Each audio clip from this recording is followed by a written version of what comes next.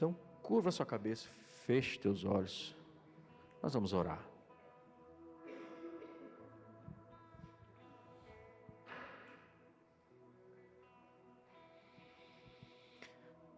Pai querido, nós estamos à Tua presença mais uma vez e queremos de Ti, Senhor, queremos do céu a direção para as nossas vidas e que o Teu Espírito Santo tenha liberdade nessa noite, meu Deus, de falar aos nossos corações, de ministrar os nossos corações e nos capacitar para viver, Senhor, o plano e o propósito que o Senhor desenhou para cada um de nós. Pai querido, nós nos desprendemos de tudo aquilo que possa desviar a nossa atenção, nós focamos agora inteiramente a Ti, nós fazemos a nossa mente, o nosso coração cativo agora à Tua presença, Pai, a esse ambiente, Senhor, e eu Te peço, Pai, ministra nas nossas vidas, e com muito temor e tremor, mais uma vez eu me entrego diante da Tua presença, pedindo, me usa como um instrumento, como uma ferramenta, Senhor, nas Tuas mãos, para a edificação da Tua igreja, para a edificação do Teu povo, assim eu Te peço, meu Deus, em nome do Senhor Jesus, amém e amém. Glória a Deus.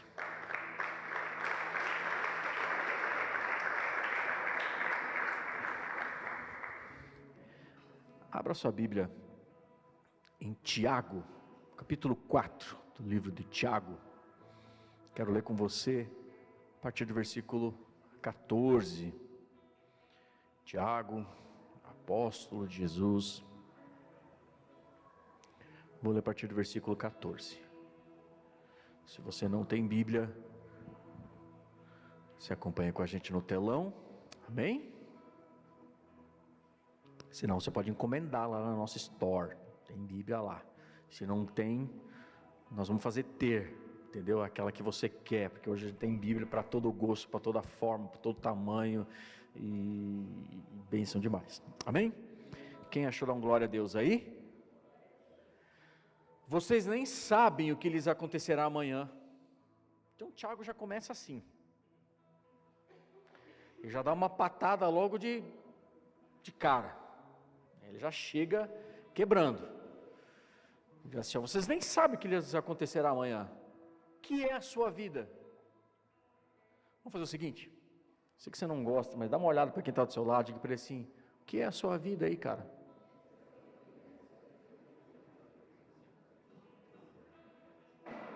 O que é a nossa vida?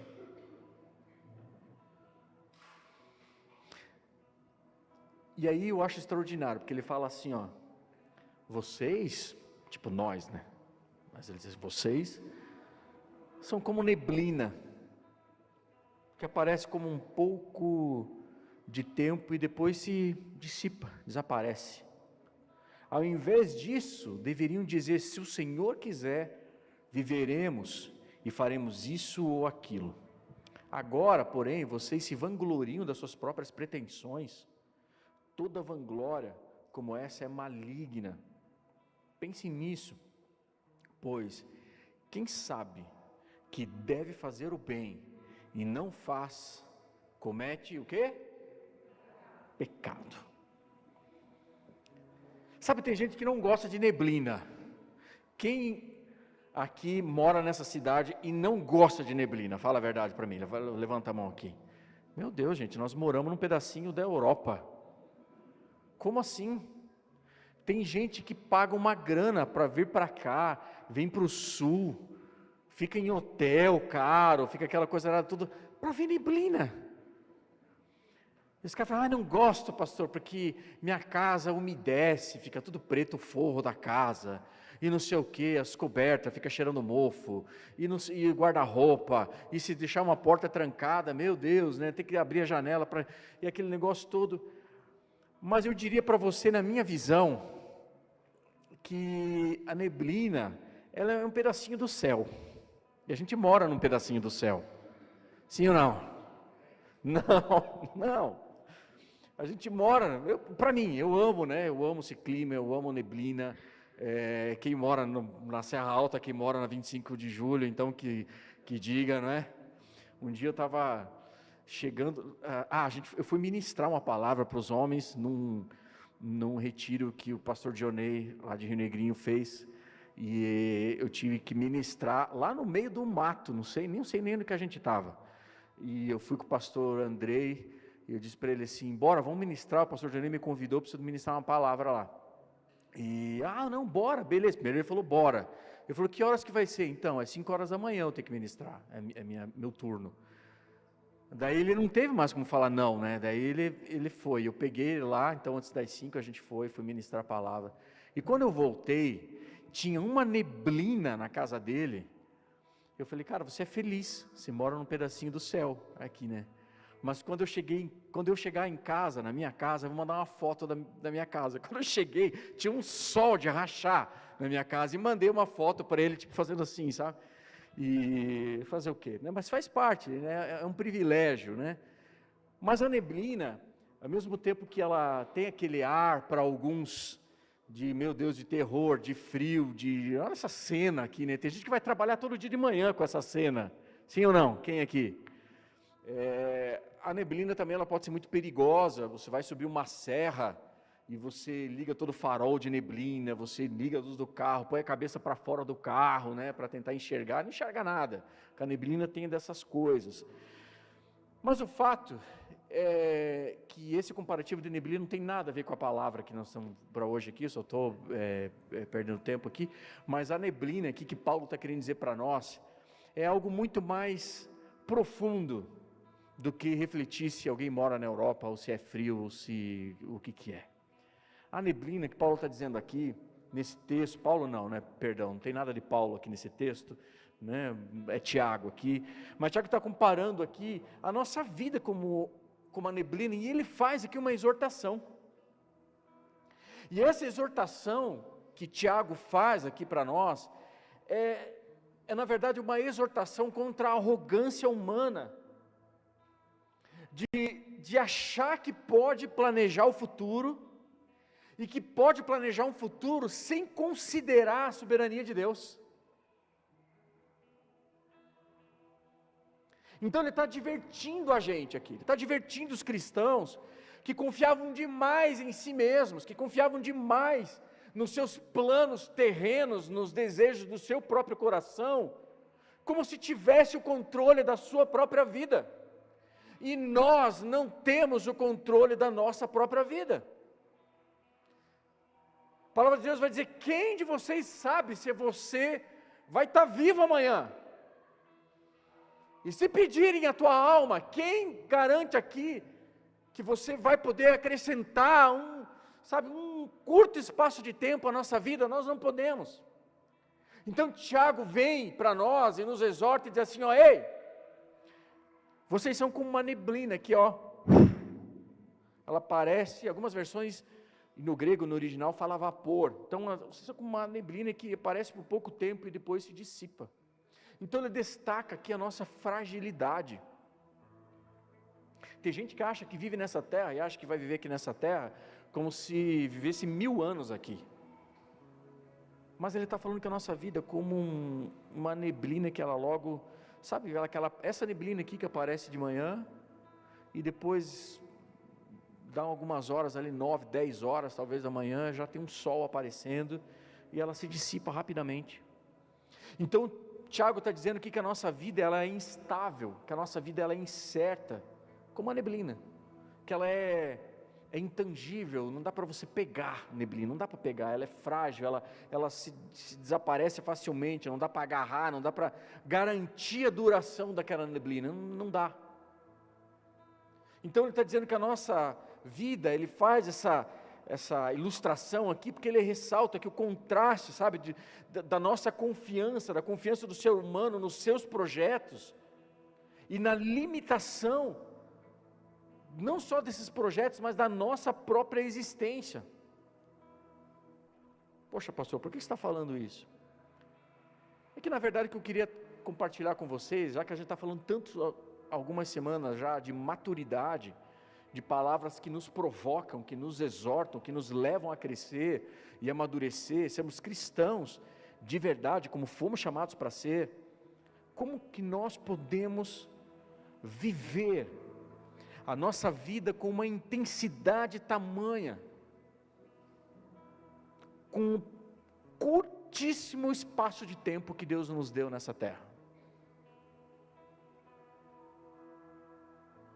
Aí Paulo, vai falar lá na sua segunda carta aos Coríntios, quero ler para você.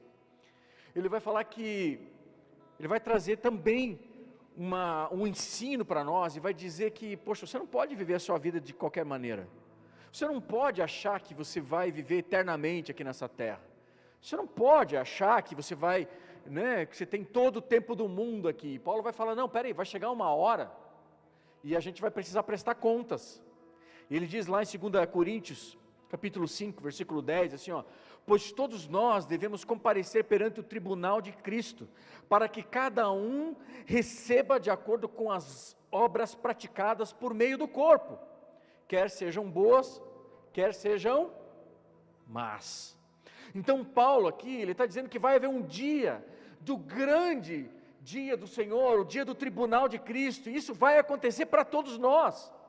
Isso vai acontecer para aquele que crê, para aquele que não crê, para o justo, para o injusto, para o evangélico, para quem não é evangélico, para o ateu, para o crente. Esse dia esse dia vai acontecer para todos, e Cristo nesse dia não vai aparecer para nós como Senhor e Salvador.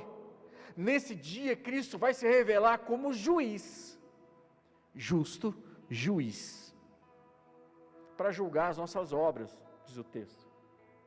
Não para julgar os nossos pecados, mas para julgar as nossas obras, porque os pecados ali, Ele já perdoou na cruz, já perdoou os nossos pecados, mas Ele vai julgar as nossas obras, o que nós fizemos com aquilo que Ele fez por nós, qual é a nossa resposta. Lembra? Nós falamos na semana passada, se você não pegou, não estava aqui nesse culto, você pode acompanhar a gente, pelo nosso aplicativo, ou até mesmo pelo Spotify. Nós falamos sobre integridade, que integridade não é algo que nós recebemos de Deus, integridade é algo que nós devolvemos a Deus, amém?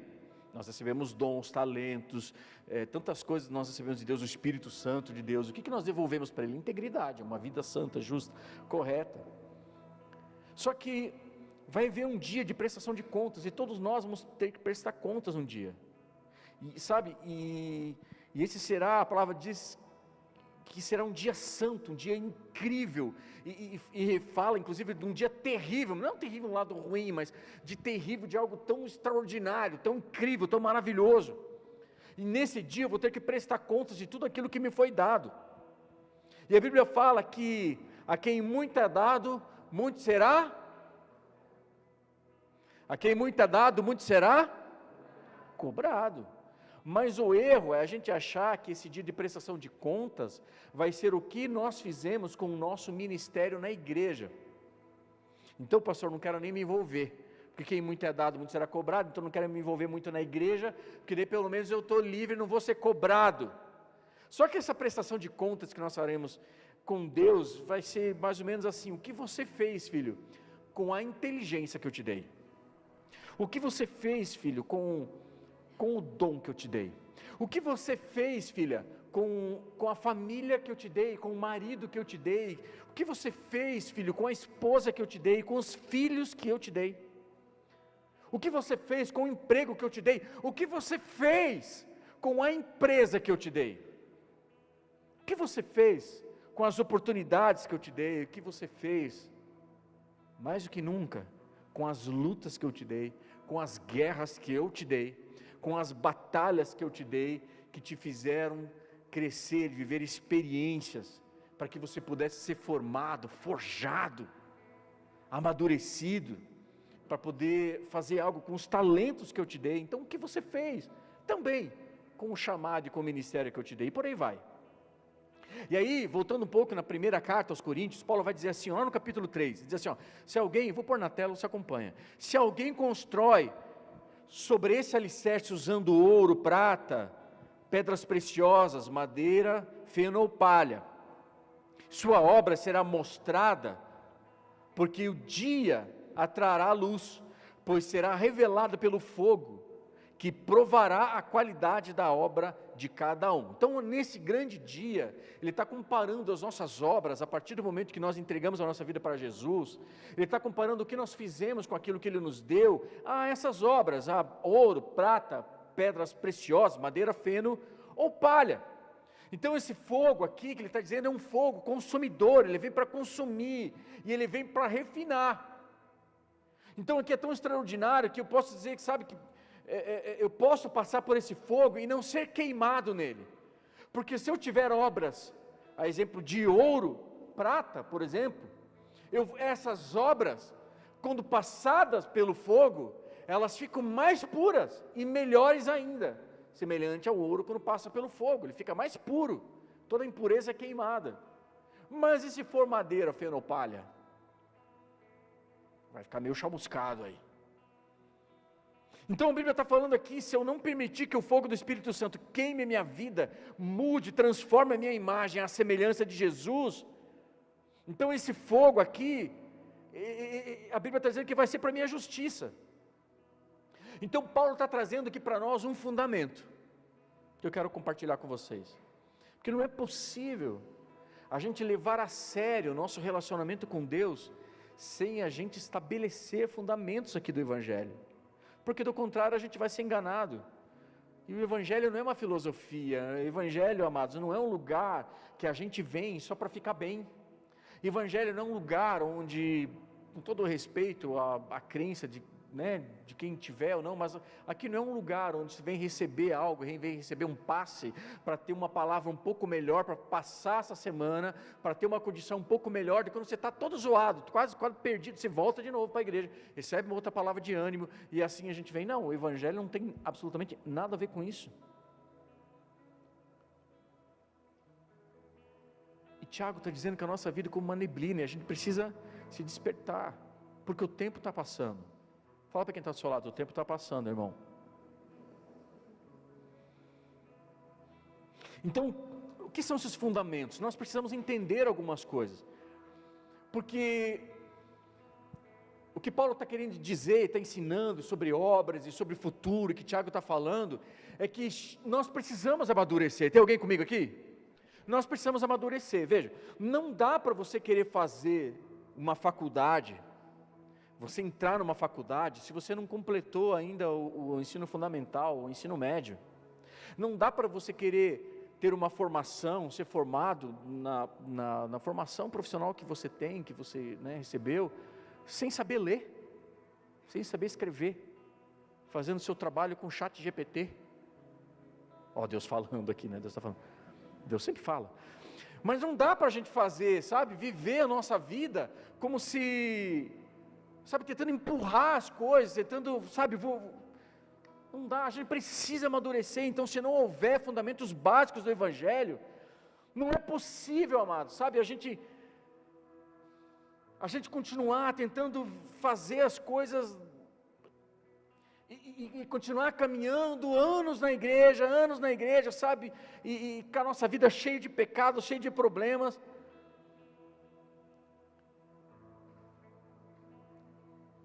Então é um erro a gente achar que quando nós chegarmos um dia da prestação de contas, Deus vai olhar para nós e vai apontar o dedo para a nossa cara e vai dizer assim, você tem pecado.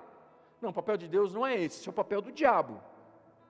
Mas o papel de Deus não é apontar o dedo para nós e dizer assim, você é um pecador, hein? Você tem pecado, não. É Satanás que quer levar você a ficar envergonhado, constrangido quando você erra tal. Porque a ideia é te afastar de Deus. Toda vez que você fica constrangido e por causa do pecado, você vai se afastando de Deus. É isso que Ele quer. O diabo é o acusador das nossas vidas. Mas Deus não, Deus é amor. Ele perdoa, Ele cura, Ele arranca a iniquidade de nós, Ele restaura, Ele trata a nossa vida, Ele transforma nosso caráter. Deus quer nos transformar em alguém melhor. Então a gente precisa entender aqui que o caráter de Deus, Ele é perdoador, Ele é misericordioso. Amém, amados? Quem conheceu um Deus misericordioso e perdoador aqui? Quem foi lavado e remido no sangue do Cordeiro aqui e vive hoje uma nova vida para a glória de Cristo Jesus? Você pode aplaudir Ele se você recebeu essa bênção. A Bíblia vai dizer que a misericórdia do Senhor, ela se renova na nossa vida a cada manhã.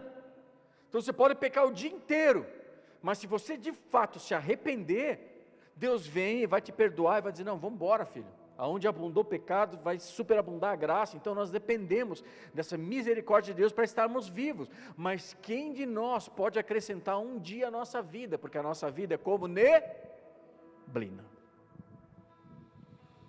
Então nós, amados, nesse grande dia, nós não seremos julgados pelo que nós fizemos, ou pelo que nós vamos falar naquele dia. Eu vou te explicar aqui. Eu não vou chegar nesse grande dia, no dia do Senhor, e dizer, Jesus, aqui uma lista das coisas boas que eu fiz. Olha, Deus, eu ajudei, eu trouxe dinheiro lá naquela igreja, eu contribuí, olha o quanto eu servi lá na porta, fiquei na chuva no estacionamento, olha, eu apavorei, porque eu perdoei aquele irmão que ninguém queria perdoar, hein? O irmão famoso da igreja lá, que é uma pedra no sapato, e eu perdoei. Está aqui, esse é o meu currículo, Senhor, eu sou o cara. Mas nós não seremos julgados por aquilo que nós fizemos, nós seremos julgados por aquilo que Deus nos chamou para fazer, e nós não fizemos. Tem alguém aqui? Eu sinto um silêncio nessa igreja. Mas nós não seremos julgados por aquilo que nós vamos apresentar de coisas boas que a gente fez. Nós vamos ser julgados por aquilo que Deus confiou nas nossas mãos. Ele falou, eu queria que você fizesse isso, e você não fez. Esse era o propósito que eu tinha para a sua vida. Então eu fico imaginando como será, sabe, esse grande, terrível dia aqui. E eu vou confessar para vocês, amados, meu coração se enche de temor. Sabe por que temor? Porque talvez Deus tenha me chamado para fazer alguma coisa que eu talvez não esteja fazendo. E meu coração enche de temor. Talvez eu tenha sido chamado para fazer algo, e eu ainda não fui sensível à voz de Deus, para entender aquilo que Ele queria que eu fizesse, e o meu coração enche de temor, de poder chegar um dia diante dEle, e Ele falar assim, eu queria que você fizesse isso, você não fez. Eu falo, nem sabia, não vai rolar, eu nem sabia, porque a gente precisa ter esse discernimento. Sabe, amados, talvez você nasceu na família que você nasceu.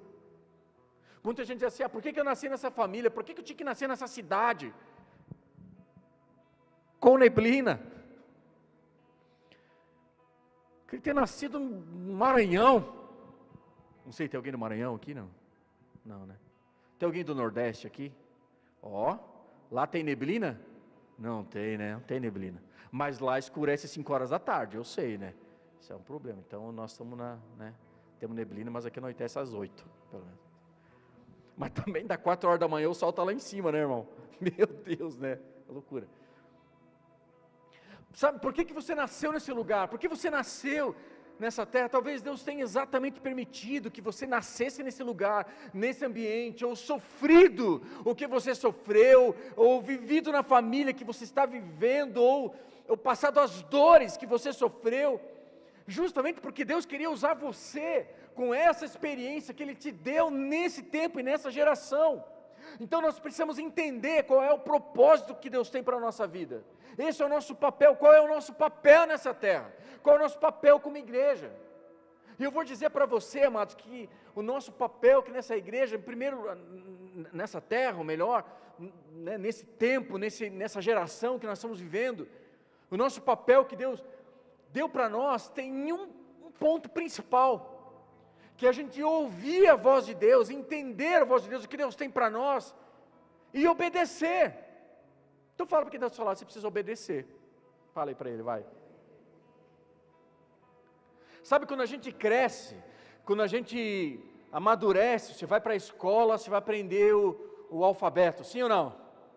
Quem já foi para a escola aqui? Tem alguns que não, mas quem já foi para a escola aqui, sabe, A, B, C, D, não é isso que você aprendeu quando era pequenininho? Sim ou não? Sim. Aí quando você vem para a igreja, você aprende diferente. Na igreja começa com A, começa com O. É O, B, D, C. Amém, amém? Tem gente que não entendeu, mas tudo bem, mas é para você entender. Foi só um trocadilho que eu pensei aqui. Então Deus fala, e eu obedeço. Isso tem a ver com a gente viver a vontade dEle. Se o Senhor fala, eu obedeço. E normalmente a gente vem, a gente muda as circunstâncias, porque a gente diz, Deus, me obedeça. Sabe, a gente chega em algum momento da nossa vida e diz assim, ó Deus, eu não quero te obedecer, eu agora sou crente. Agora estou na igreja dos crentes, então agora, Senhor, aprendi a orar. Então, Senhor, obedeça a minha oração. E a gente começa a fazer uma lista de coisas para Deus nos obedecer. Sim ou não? E a gente tem uma lista de oração, uma lista de prioridades que Deus precisa obedecer a gente. Só que eu preciso te falar uma novidade aqui, cara, que Deus já tem uma lista. Ele não precisa da minha e da sua lista. Deus já tem uma lista para nós. Tem alguém aqui? Ele já tem uma lista de prioridades para a gente poder resolver. Sabe o que vê? Uma coisa simples. Tem solteiros aqui na igreja? Tem solteiros? Quem é solteiro que levanta a mão? Quem é solteiro? Homens, levante a mão. Mulheres, levante a mão bem alto. Você tem que, cara, você não pegou ainda, deixa, irmão. Você tem que se ligar, você tem que ficar ligado. Vamos lá, vou te dar mais uma chance. Tem solteiros e solteiras aqui? Vai. Diminuiu. Tem gente que não quer continuar. Vocês estão com vergonha, né? Quero que vocês venham aqui na frente. Não, estou brincando. Eu nunca mais levanto a mão, né? Mas a gente está ali, está solteiro, e está lá orando, ai Senhor, as irmãs bem crentes, né? Senhor, traz aquele varão para mim, quem não sabe a linguajar é tipo assim, né? Varão, homem de Deus, né? Traz ele para mim, Senhor, sabe? E que ele seja rico, Senhor, que ele tenha um caminhonetão, ai Senhor, que ele já seja empresário, 50 mil tá bom, Senhor, por mês. E a gente faz umas orações assim, ai Senhor, que ela seja bonita, que ela seja, sabe, uma mulher de Deus, Senhor, e a gente começa a fazer alguns pedidos para Deus. Só que Deus já tem uma lista para nós. E antes de dar aquele homem, aquela mulher de Deus para a gente, sabe o que Deus às vezes quer? Ele tem uma lista para nós, Ele quer fazer você crescer, você amadurecer, Ele quer permitir com que você se sinta completo, íntegro, como solteiro, que você busque as coisas do Senhor, que você aprenda as coisas de Deus, que você esteja satisfeito com o Senhor, com a lei do Senhor, com a presença do Senhor, e então Ele vai te dar um homem de Deus ou uma mulher de Deus. Só que quantas vezes a gente, não precisa levantar a mão, não precisa levantar a mão, e nem olhe para o lado, mas quantas vezes na sua história, você já fez um monte de burrada, que você andou fazendo e buscando o primeiro que apareceu, só porque achou que ele era bonitão, tinha caminhonetão, é empresário, você se lascou, sim ou não? As meninas, não precisa levantar a mão, e os homens, da mesma forma, só porque ela é bonita, um rostinho bonito não quer dizer nada, irmão. Então a gente, às vezes se engana que vai tentando e vai se frustrando e vai se machucando, mas às vezes o plano que Deus tem para a nossa vida é outro primeiro, depois Ele vai te dar aquilo que você tanto espera, porque Ele sabe o que você precisa. Posso ouvir um amém? Amém. Posso ouvir um amém dos solteiros? Amém, tem um desesperado aí. Vamos orar. Sempre tem. Deus vai te honrar, viu, irmão? Ou irmã, não sei, Deus vai te honrar. Então, Senhor, o que o Senhor tem para mim? Essa tem que ser a nossa pergunta para Deus, essa tem que ser a nossa oração. Senhor, o que o Senhor tem para mim? Sabe, amados, a igreja, deixa eu tirar minha jaqueta aqui, peraí. Deixa eu me arrumar primeiro, que eu estou com a camisa por dentro da calça aqui daí. Deixa eu tirar aqui, me ajuda aqui, China. Que eu estou passando um calor aqui que está... Não precisa subir.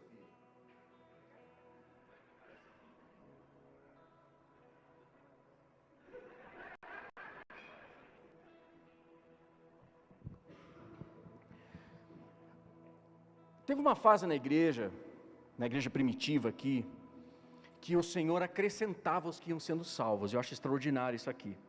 Sabe, os membros ali da igreja primitiva, ali de Atos, eles entenderam por que eles estavam ali. Eles entenderam o chamado deles. Então, vamos lá, como se estivessem, essa palavra foi escrita muito tempo depois, essa carta de Tiago, mas vamos imaginar aqui que eles entenderam aqui o princípio, aquilo que Tiago está falando depois da sua carta, cara, a nossa vida como uma neblina e tal, então eles entenderam o propósito deles. E eles não estavam ali reunidos, amados, eles não estavam ali reunidos para ouvir uma pregação legal. Eles não estavam ali reunidos para ver um louvor com um telão bonito, não estavam reunidos ali com uma cadeira top, confortável, porque achavam muito legal naquela igreja. Eles não estavam reunidos, eles entenderam o papel deles, eles entenderam o propósito deles, a responsabilidade que cada um daqueles homens, aquelas mulheres tinham no reino.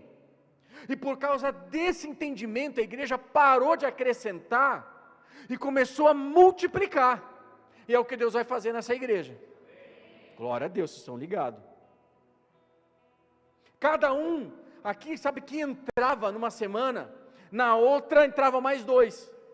E depois na outra semana era 4, depois na outra era 16, e assim foi multiplicando.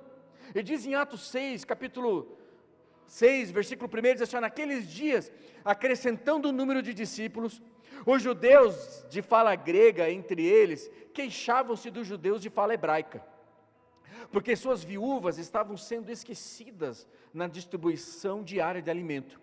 Por isso os 12 reuniram todos os discípulos e disseram: não é certo negligenciarmos o ministério da palavra de Deus a fim de servir às mesas. Irmãos, escolham entre vocês, 7 homens de bom testemunho,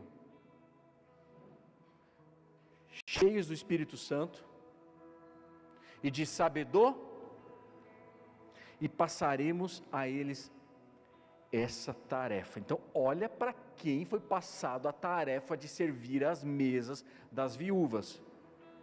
Homens de bom testemunho, homens de caráter, homens íntegros, cheios do Espírito Santo e de sabedoria. Qual era a tarefa? Pedro aqui abriu um recrutamento aqui no meio de milhares de pessoas ali da igreja de Atos, e falou assim, seguinte, vamos escolher 7 aqui entre vocês, tem que ter boa reputação, e nós vamos dar uma tarefa legal aí para elas. E eu não consigo olhar Pedro aqui, sabe, porque aqui havia pessoas que entre eles, como era muita gente, na distribuição de alimento, ali tinha gente que ficava sem comida, e entre essas pessoas eram viúvas, e tinha algumas pessoas que ficavam ali, eles não conseguiam chegar, não conseguiam se aproximar, e Pedro falou assim, cara, vamos ter que resolver esse negócio aqui. E eu não consigo imaginar Pedro chegando na igreja, dando um aviso, e falando assim, quem quer servir na igreja, deixa o seu nome no balcão do Boas-Vindas, o seu telefone, ou entra no aplicativo, e aí, nós precisamos de gente para o estacionamento, precisamos de gente para o Boas-Vindas, precisamos de gente para o infantil. Então, deixa o seu nome lá, e aí a gente vai entrar em contato com você no final. Aí você pensa assim, esse trabalho é chato, cara. Se fosse para cantar aqui em cima, talvez até eu já dava o meu nome. Se fosse para pregar, talvez até... Então, e aí chega um culto, tem milhares de pessoas, aí chega no final do culto, tem um nome lá, 2 nomes lá. Mas não é o que eu vejo aqui.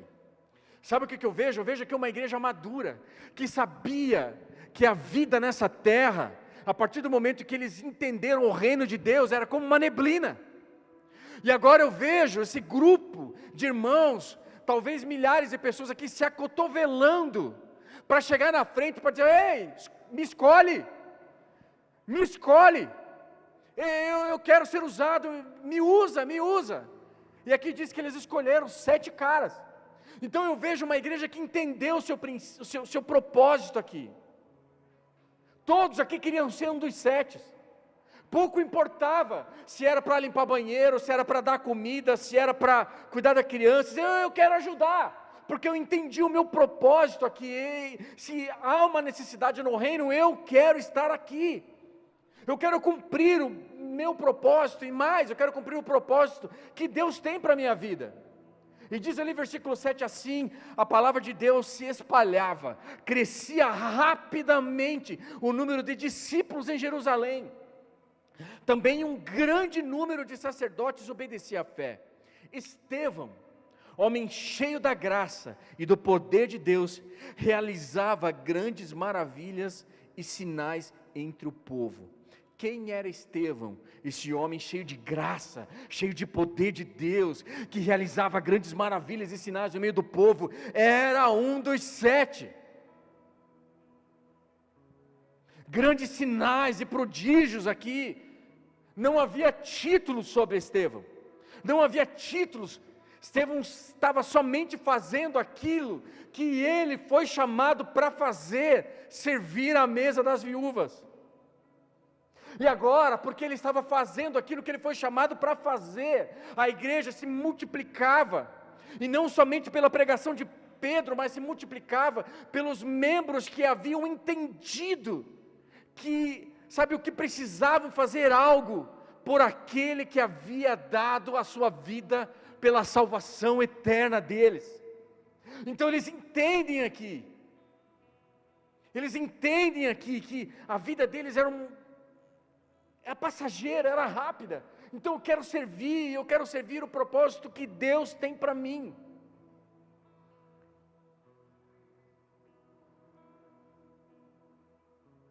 Sabe, Timóteo vai dizer lá, tem na carta ao Timóteo, que eu possa me apresentar como obreiro aprovado, e que não tendo que se envergonhar, e que manuseia bem a palavra da verdade. Então eles entenderam isso aqui, que eu não quero só ocupar um lugar na igreja, eu quero ser, um obreiro aprovado.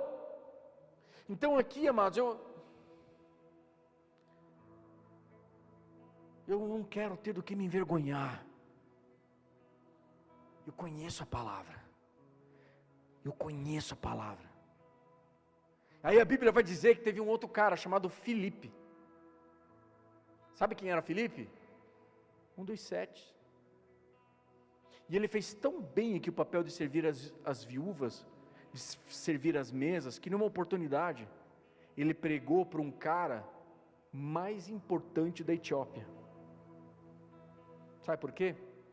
Só porque ele se levantou para servir as viúvas. E lá na frente, você vê que Filipe, inclusive, se tornou pastor de uma igreja, da igreja de Cesareia. Em Atos 21:8 fala sobre isso. Põe para mim ali, só para eles. Isso.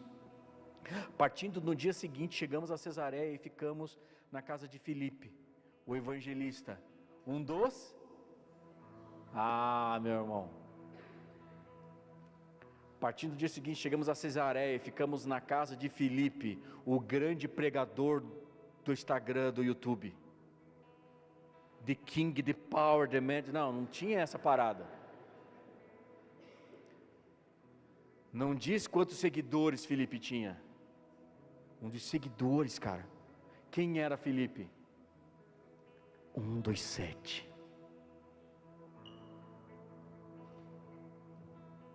Um dos 7.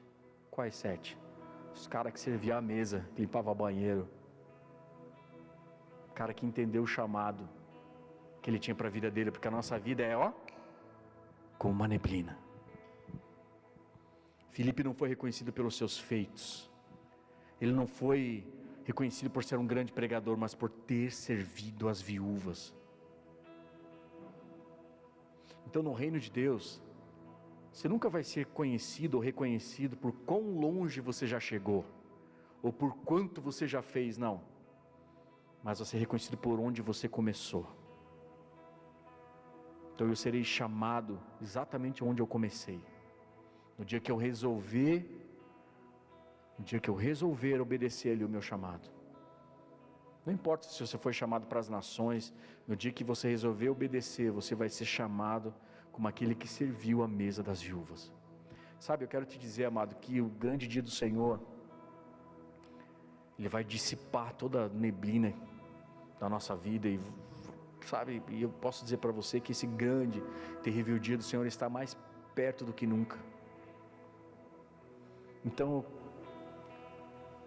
talvez a mensagem de hoje seja um dia de nós colocarmos a nossa vida em ordem, de nós colocarmos a nossa casa em ordem.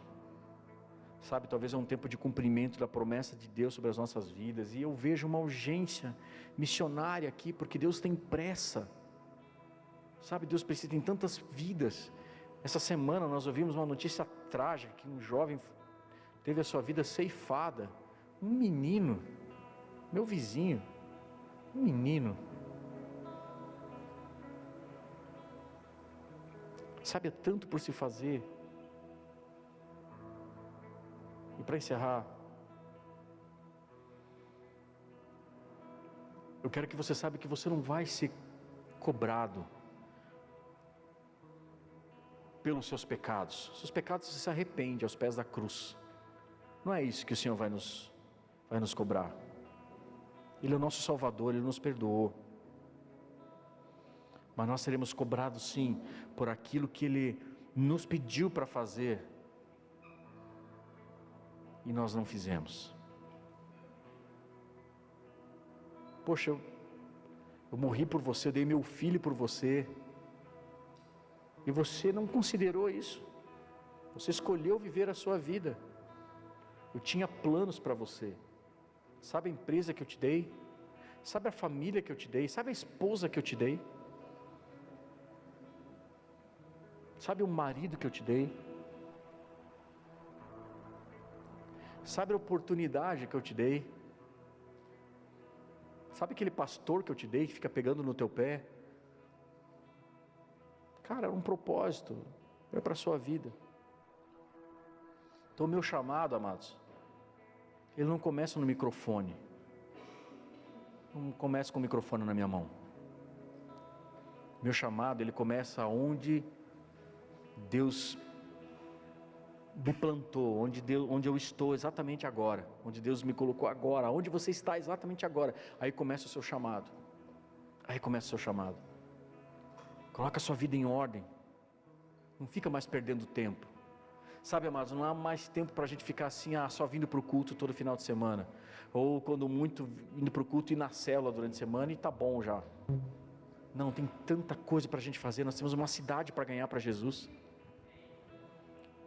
Mas Deus pela sua graça, infinita misericórdia, pela sua infinita bondade, sabe o que Deus permitiu? Ele permitiu que você fosse alcançado pelo Evangelho, e você conheceu Jesus, cara. Sabe por que você conheceu Jesus? Porque Deus tem um plano na sua família, e quer que você seja o canal de bênção lá dentro da sua família.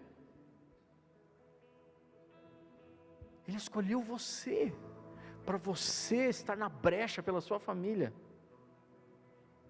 Entra na brecha. Entra na brecha, Romulo. Entra na brecha. Entra na brecha, irmão. Nós somos chamados por isso. Esse é o nosso papel, cuidarmos uns dos outros. Cumprirmos aquilo que o Senhor colocou nas nossas mãos, e nós vamos ver o amor de Jesus se estendendo nessa cidade, e eu vou profetizar que você verá a sua família entregando a sua vida para Jesus. Quem crê aqui? Quem crê? Você verá os seus pais, você verá aqui a sua família, você verá os seus filhos, você verá os seus irmãos entregando a vida para Jesus. Você crê nisso? Então curva a sua cabeça, feche seus olhos.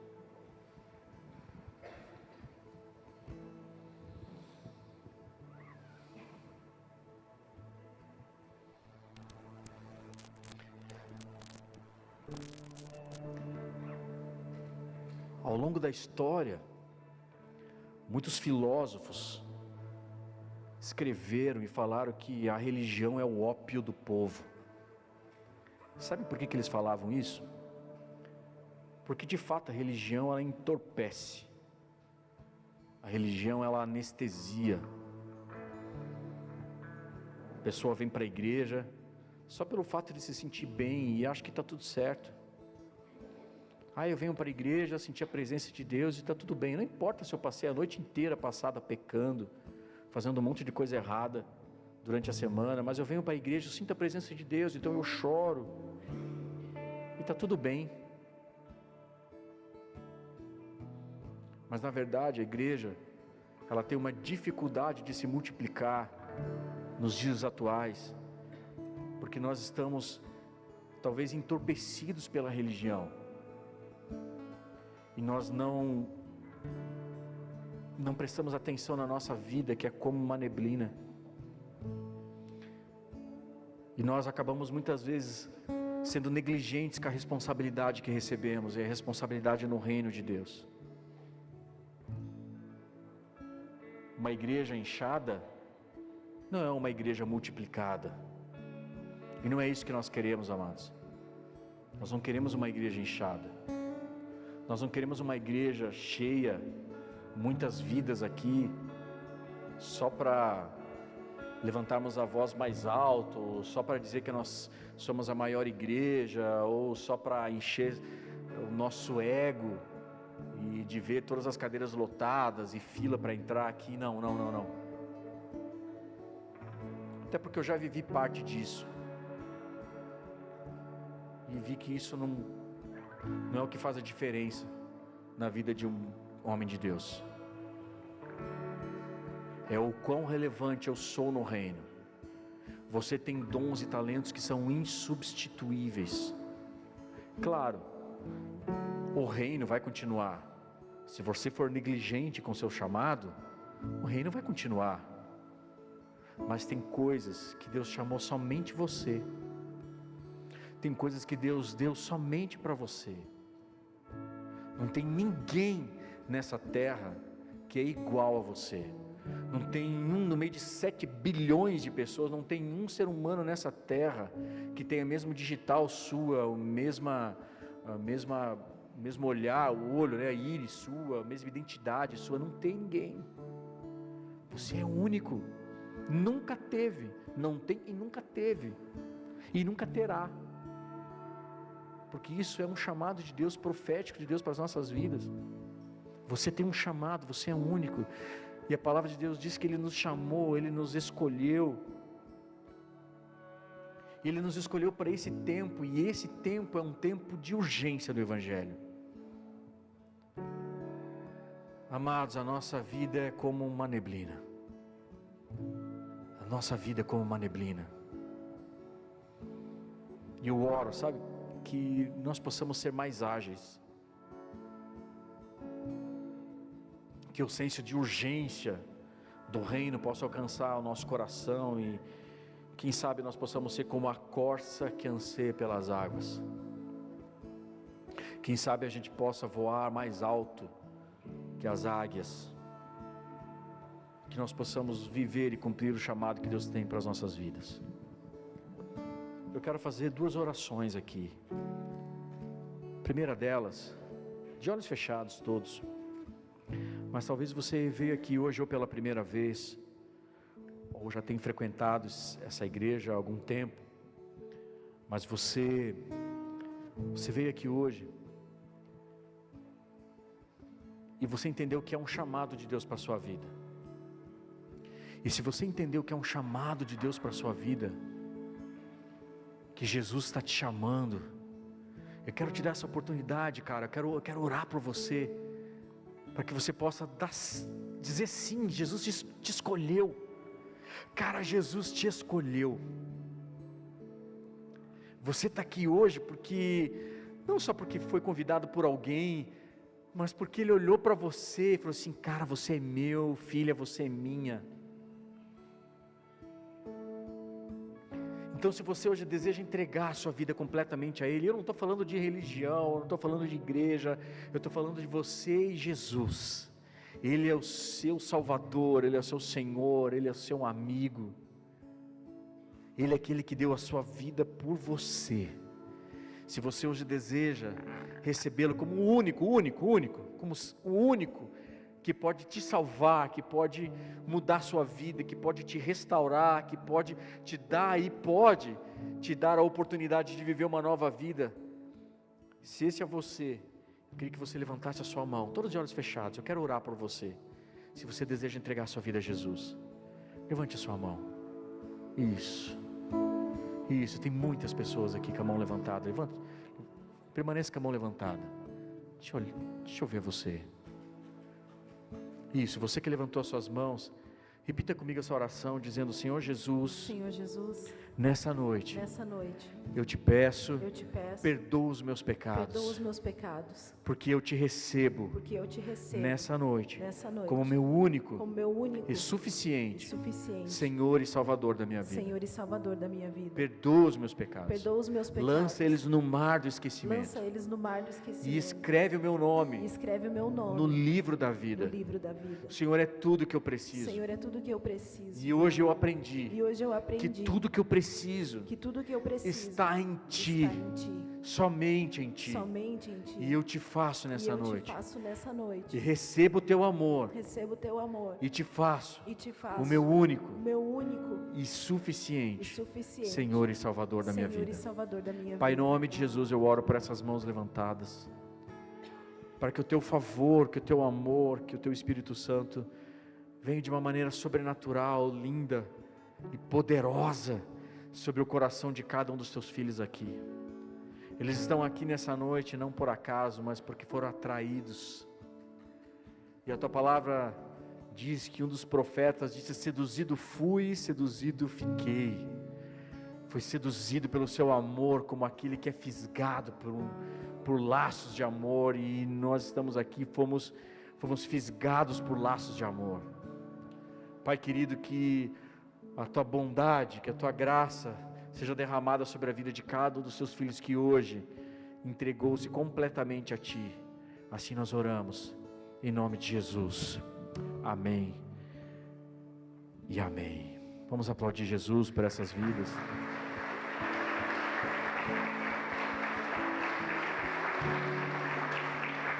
Quero fazer um pedido para você. Se você entregou a sua vida a Jesus hoje, fez essa oração pela primeira vez, eu gostaria muito de te conhecer. De alguma forma, se a gente puder te servir e te ajudar, orar por você, te ensinar a palavra, conhecer um pouco da sua história, a gente quer te servir, cara. É isso que a gente quer. A gente quer poder te ajudar nesse novo tempo, nessa nova fase da sua vida. E eu só vou poder fazer isso se você permitir, se você deixar o seu contato, porque a gente não quer invadir a privacidade de ninguém. Então o que eu vou pedir para você? Ao sair desse culto, tem alguns irmãos lá atrás, com prancheta na mão, com crachá. Deixa seu contato para a gente, você vai receber depois um WhatsApp, vai receber uma ligação. A gente quer te conhecer e te ajudar de alguma forma, se você assim permitir. Quero pedir para você continuar vindo nos cultos, continuar ouvindo a palavra, porque somente aqui nós somos um corpo de Cristo, a igreja é o corpo de Cristo, e somente no meio do corpo que você vai aprender e vai amadurecer, ser esse homem ou essa mulher segundo o coração de Deus. Vamos colocar de pé. Eu quero louvar o Senhor agora e depois quero fazer mais uma última oração. Vamos adorar o Senhor? Vamos adorá-lo, e que você possa ir, enquanto você está aí no seu lugar, que você possa rasgar o seu coração a Ele agora, e dizer: Jesus, a minha vida é sua. Jesus, a minha vida é sua. Meus olhos viram a salvação. Meus olhos viram a salvação. Tu és a luz do mundo, Senhor, luz para o mundo. Luz para o mundo. Oh, Jesus, eu quero que você entregue a sua vida a Ele agora. Se você puder fechar os seus olhos, se você não conhece a letra, cante com a gente, mas coloque o seu coração. Coloque o seu coração, sua intensidade. Cante o mais alto que você puder. Você é desafinado, a gente já sabe. Não tem problema, mas vamos cantar o mais alto que puder. Nós vamos levantar a nossa voz em adoração. Amém? A minha porção. Isso. Vamos levantar um coral de adoração. Vamos lá. Toda a igreja. Trigo esmagado, vinho novo e o pão. E eu não sou mais meu, e eu não sou mais meu. És a fome que me faz cantar, és a sede que me faz beber, és o nome que escuto ao deitar, e o olhar que vejo ao amanhecer. Isso, levante suas mãos e diga isso a Ele. E essa é minha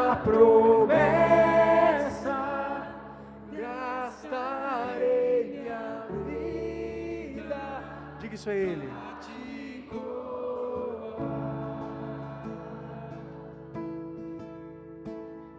E esse é o meu anseio, meu amor por ti não será segredo.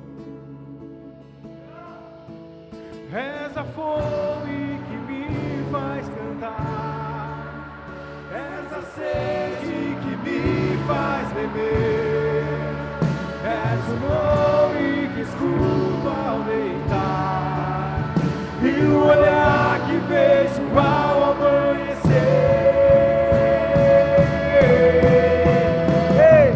E essa é minha promessa, gastarei minha vida pra te coroar. E esse é o meu anseio, meu amor por ti não será segredo. E essa é minha promessa, gastarei minha vida pra te coroar.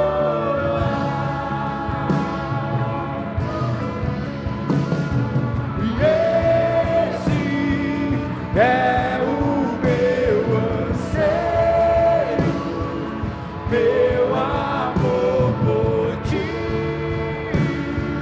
não será segredo.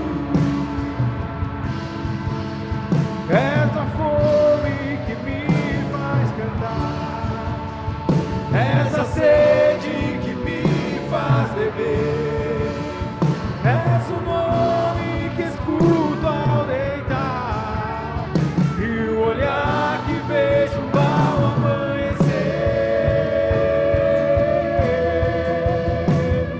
E essa é minha promessa, gastarei minha vida pra te coroar.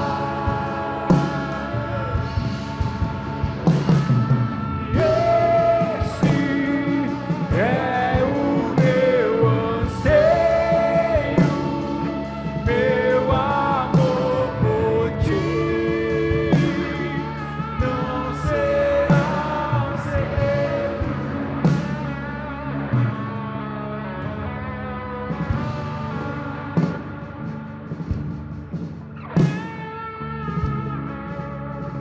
Pai querido, em nome de Jesus, nós entramos agora na Tua presença,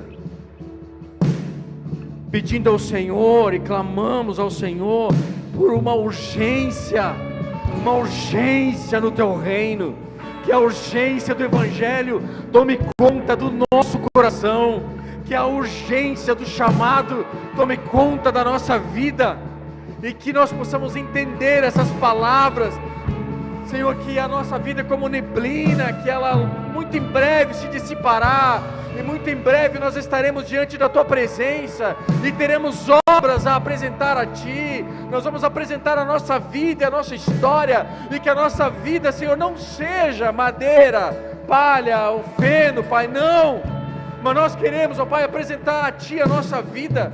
Nós queremos apresentar a Ti, não a nossa lista daquilo que nós fizemos em favor do Teu reino, mas nós queremos apresentar a Ti a lista que o Senhor tinha para a nossa vida, e o sim que demos para a Sua vontade em nós, para que a Sua vontade se cumprisse em nós. Então nós veremos, ó Pai, que as nossas obras serão ouro, prata, pedras preciosas, e nós entraremos para sempre, para toda a eternidade contigo, e lá receberemos a nossa recompensa, não aqui, nós receberemos lá a nossa recompensa, é lá que está o nosso galardão. Pai, então, dá esse senso de urgência para os teus filhos nessa noite, dá esse senso de urgência do Evangelho, que nós possamos servir, que nós possamos estar e servir o teu reino, ainda que seja servir as mesas, como aqueles primeiros diáconos, ó Pai, e que nós sejamos conhecidos, não por o quão grande fomos no teu reino, mas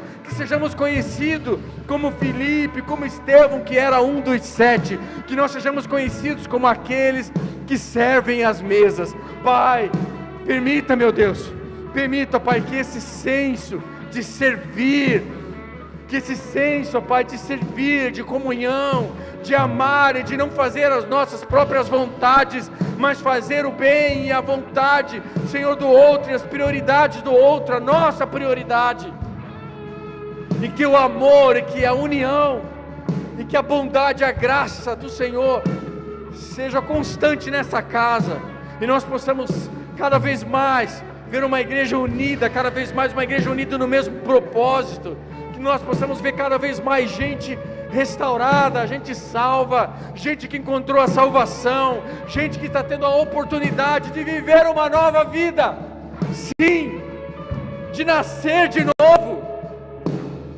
porque quando entregamos a nossa vida a Ti, nós nascemos de novo, e quando nós nascemos de novo, nós nascemos coletivo, não mais individual, nós nascemos para o corpo, e é esse corpo que nós servimos, amamos e somos amados, porque aqui nós entregamos o amor que um dia de Ti recebemos. Pai, abençoa esta casa, abençoa as famílias aqui, abençoa os Teus filhos nessa noite, que possamos ser essa igreja relevante nessa cidade, nesse lugar onde o Senhor nos plantou, nesse bairro onde o Senhor nos plantou. Essa é a nossa oração como igreja, e todos aqueles que creem dizem amém. Vamos aplaudir Jesus. És a fome que me faz andar, Para encerrar, vai. és a sede que me faz beber, és o nome que escuto ao deitar, e o olhar que vejo ao amanhecer.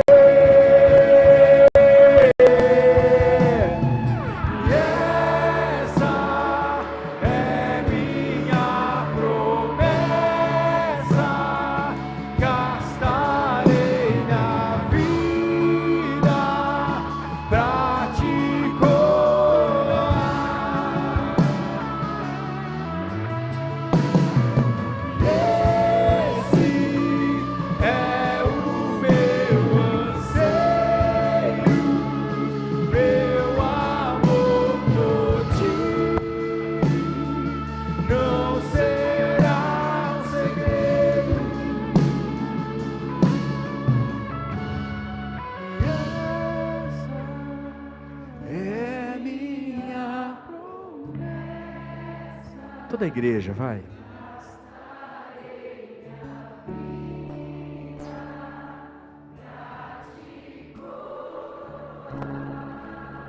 Sim, sim, sim, meu Deus.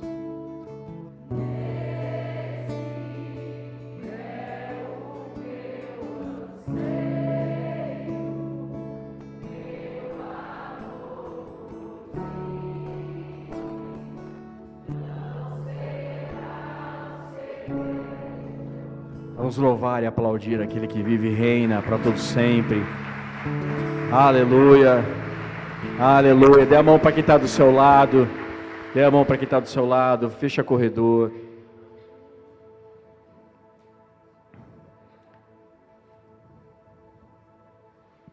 Repete comigo: se Deus é por nós, quem será contra nós? O Senhor é o meu pastor, e nada me faltará. Amém.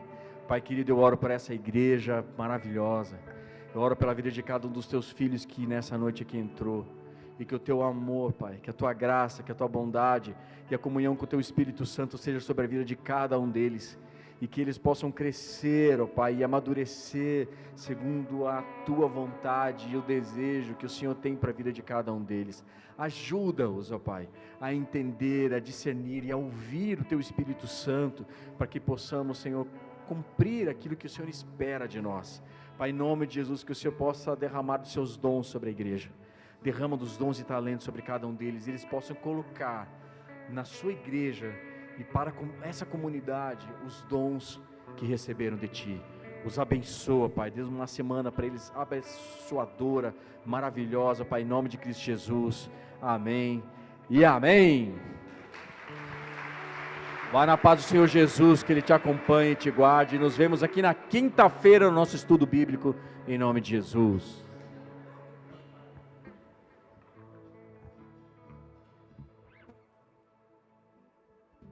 Os casais, não esqueçam, hein? Love is in the air.